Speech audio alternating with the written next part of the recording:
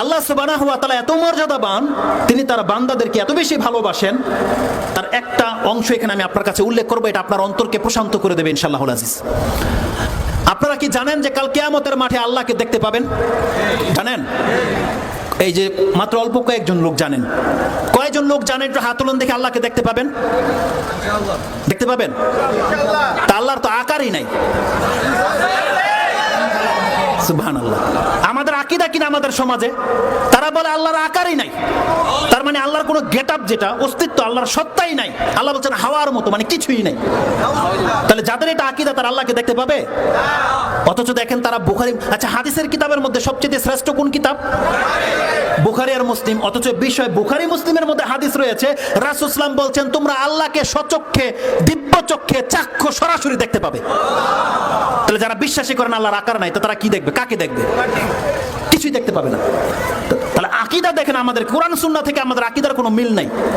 আরে আল্লাহ দেখতে কেমন এটা আমি বয়ান করছি না আপনাকে। আল্লাহর হাত আছে না পা আছে, দেখতে কেমন ওটা বয়ান করার বিষয় নয়।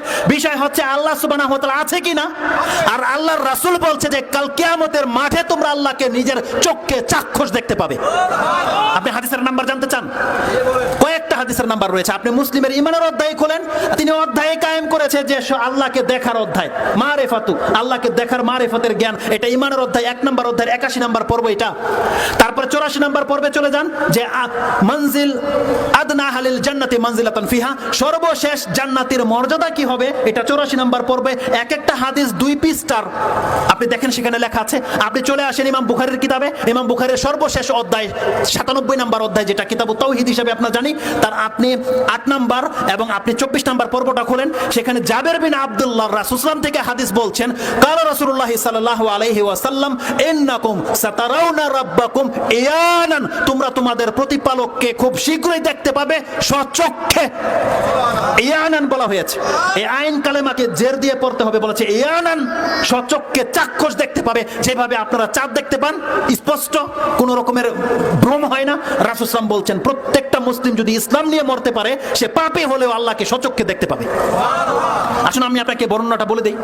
রাসূল সাল্লাল্লাহু আলাইহি ওয়াসাল্লাম বলছেন, ইয়াজমাউল্লাহু আন-নাসা ইয়াউমাল কিয়ামা, আল্লাহ সমস্ত মানুষকে জমা করবে, কিন্তু আল্লাহ সুবহানাহু ওয়া তাআলা হাশরের মাঠে কাফেরদের কাছে কোনো কথা বলবে না।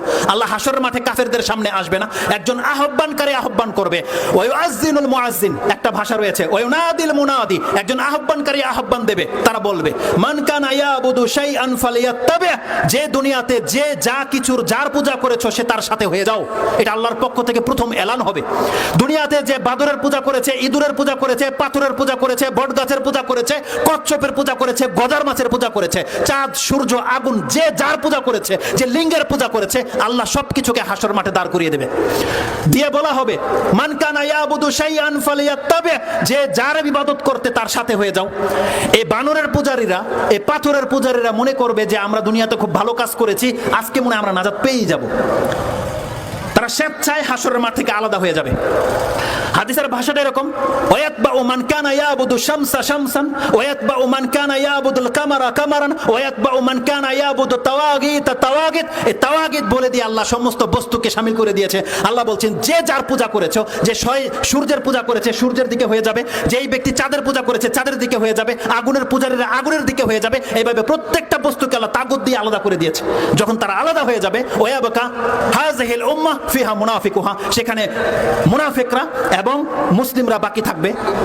যারা মুসলিম, আল্লাহ সুবহানাহু ওয়া তাআলা কেবলমাত্র তাদের সামনে আসবে এবং তাদেরকে আল্লাহ সুবহানাহু ওয়া তাআলা দেখা দেবে। ওটা এমন একটা দৃশ্য হবে, এমন একটা মঞ্জর হবে, শেখকে দেখা শেষ হয়ে গেলে বাকি কথাটা আমি 5 মিনিটে সেরে দেব, দেখে নিন একটু ভালো করে। শেখকে আমি অনেকদিন ধরে দেখি, যারা ফরাজি কান্দার সালাত আদায় করতেন শেখকে দেখেছেন কয়েক বছর, প্রায় 7 থেকে 10 বছর শেখকে দেখেছেন, বা আরো বেশি, শেখ বলবে। তো এটা দেখে নেন আপনারা ইনশাল্লাহ। দেখা হয়ে গেছে। আমি আপনাকে আপনার রবকে দেখাতে চাচ্ছি, আপনারা শেখকে দেখে সন্তুষ্ট বলেন। অথচ আমি আপনাকে বয়ান করছি, আপনি আল্লাহকে দেখতে পাবেন, আল্লাহকে, যেই সত্তার ইবাদত করছেন আপনি, যার জন্য কপালে মাথা মাটিতে নামিয়ে দিচ্ছেন, সেই আল্লাহকে দেখার পরে পৃথিবীর কোনো নিয়ামত, জান্নাতের কোনো নিয়ামত আপনার তুচ্ছ মনে হবে। সেই রবকে আপনি দেখতে পারবেন, আপনি তার মূল্যায়ন করছেন না। আপনারা কি আল্লাহ সুবহানাহু ওয়া তাআলাকে দেখতে চান? আপনি দেখতে চান যে সেই ব্যক্তি আপনি হন যারা প্রত্যেক মুমিন মুসলিম আল্লাহকে দেখতে পাবে স্বচক্ষে? এর জন্য আপনাকে কি করতে হবে? অন্তত পক্ষে আপনার ঈমানটাকে টিকিয়ে নিয়ে মরতে হবে। আপনার সম্পর্ক যেন কোনো কাফেরের সাথে না হয়, আপনার সম্পর্ক যেন কোনো মুনাফিকের সাথে না হয়, আপনার সম্পর্ক যেন কোনো রিয়াকারী কোনো বেদিনের সাথে যেন না হয়। একটা জুমলা এখানে রয়েছে, শেখ যেহেতু চলে এসেছে, বড় থাকলে ছোট কথা বলবে না, এটা হচ্ছে মজলিসের আদব। এজন্য আমি বেয়াদবি মাপ চাচ্ছি, মাত্র 2 মিনিটে আমি এই শুধু কথাটাকে ছেড়ে দেব। এটা এমন একটা জায়গা হবে আল্লাহ সুবহানাহু ওয়া তাআলা মুমিনদেরকে উদ্দেশ্য করে বলবেন ফামাতান্তাজিরুনা, তার সাথে চলে যাবে তোমরা কার অপেক্ষায় আছো? মুমিনরা তখন বলবে নানজুরা রাব্বুনা, যে রবের ইবাদত করেছে সেই রবকে দেখার জন্য আমরা অপেক্ষায় আছি। এটা মুসলিমের ভাষা রয়েছে, মুসলিমের ঈমানের অধ্যায় 370 নম্বর হাদিস আপনি খোঁজেন, একেবারে শেষ টুকরার মধ্যে পেয়ে যাবেন। সেখানে রাসূলুল্লাহ সাল্লাল্লাহু আলাইহি ওয়াসাল্লাম বলছেন, তখন আল্লাহ সুবহানাহু ওয়া তাআলা কি করবে? বলবে আনা রাব্বুকুম, আমি তোমাদের রব। তখন মুমিনরা বলবে হাত্তা নানজুরা ইলাইক, যতক্ষণ পর্যন্ত আপনাকে দেখে না নিচ্ছি ততক্ষণ পর্যন্ত আমাদের অন্তরে প্রশান্তি আসবে না। রাসূল সাল্লাল্লাহু বলছেন ফায়াতাজাল্লাহু ইয়াদহাক, আল্লাহ হাস্য উজ্জ্বল চেহারা নিয়ে তাদের সামনে থেকে পর্দা সরিয়ে দেবে। আল্লাহর নূর তাজাল্লিকে আল্লাহ প্রকাশ করে দেবে। আল্লাহ বলবে আনা রাব্বুকুম, তখন প্রত্যেক মুমিন বলবে আনতা রাব্বুনা, হ্যাঁ আপনি আমাদের প্রতিপালক, যার ইবাদত আমরা করেছি। তার আগে একটা ঘটনা ঘটবে। আল্লাহ বলছেন হাল বাইনাকুম আয়াতুন তারিফুনা বিহা, তোমাদের কাছে এমন কোন নিদর্শন আছে যে আল্লাহকে দেখলে চিনতে পারবে? প্রত্যেক মুমিন বলবে হ্যাঁ আমরা দেখলে চিনতে পারবো। সেটা কি? আসাক, কারণ কোরআনে আল্লাহ বলছেন পায়ের গোছাকে উন্মুক্ত করে দেওয়া হবে, সেটা আল্লাহ প্রকাশ করবে, এটা দেখলে আমরা চিনতে পারবো। সেই দিন আল্লাহ তার পায়ের গোছাকে উন্মুক্ত করে দিয়ে বলবে আমাকে সেজদা করো। রাসূল সাল্লাল্লাহু আলাইহি ওয়াসাল্লাম বলছেন ওয়ালা ইয়াবকা মান কানা ইয়াসজুদু লিল্লাহি মিন তিলকাই নাফসি ইল্লা আযিনাল্লাহু লাহু বিসসুজুদ। রাসূল সাল্লাল্লাহু আলাইহি ওয়াসাল্লাম বলছেন যারা দুনিয়াতে অন্তর থেকে আল্লাহকে সেজদা করেছে, কাল কিয়ামতের মাঠে আল্লাহর পায়ের গোছা বা পায়ের গোছা দেখে নেওয়ার পরে সবাই সেজদায় পড়ে যাবে, কেউ বাকি থাকবে না। আর যারা নামাজ পড়েছে আল্লাহর জন্য নয়, অন্যের জন্য, কারো ভয়ে, কোনো স্বার্থে, রাসূল সাল্লাল্লাহু আলাইহি ওয়াসাল্লাম বলছেন ইল্লা মান কানা ইয়াসজুদু মিন তিলকা মিন ইত্তিকাআন ওয়া রিয়ান ইল্লা জাআলাল্লাহু যাহরাহু তাবাকাতান ওয়াহিদা, আল্লাহ তার পিঠটাকে একটা লাঠির মতো শক্ত করে দেবে। অন্য বর্ণনায় গরুর পিঠের মতন কথা আছে। যখনই সে চাইবে ইজা আরাদা আইয়াসজুদু খাররা আলা কাফা, রাসূল সাল্লাল্লাহু আলাইহি ওয়াসাল্লাম বলছেন যখনই সে সিজদা করতে চাইবে তখনই সে উপর হয়ে পড়ে যাবে। সেই দিন ফয়সালা হয়ে যাবে কে আল্লাহর বান্দা, কে আল্লাহর বান্দা নয়। এজন্য যারা সালাত আদায় করেন না তারা দুনিয়া থেকে সতর্ক হয়ে যান। দেখেন আমি আবারও বলছি, আপনার পাপকে আল্লাহ মাফ করে দেবে, কিন্তু আপনি আল্লাহর বান্দা হয়ে কাল কিয়ামতের দিন উঠেন, আপনি পাপে হলেও আল্লাহকে আপনি দেখতে পাবেন। এটা হচ্ছে আপনার জন্য মেসেজ, যে মেসেজটা আমাদের শেখরা আমাদেরকে বারবার দিয়েছে। আমি জানতাম না, বাংলার জমিনে কখনো শুনিনি যে বেনামাজি মুসলমান নয়। এই কথা আমাকে শুনতে হয়েছে সৌদি আরব গিয়ে। না, আমার মতন ব্যক্তি নামাজ পড়তো না। কে জানে, কে চায় কষ্ট করে নামাজ পড়তে? বলেন।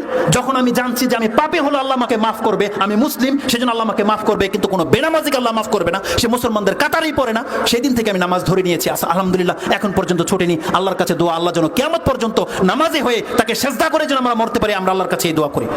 সুবহানা রাব্বিকা রাব্বিল ইজ্জাতি আম্মা ইয়াসিফুন ওয়া সালামুন আলাল মুরসালিন আলহামদুলিল্লাহি রাব্বিল আলামিন।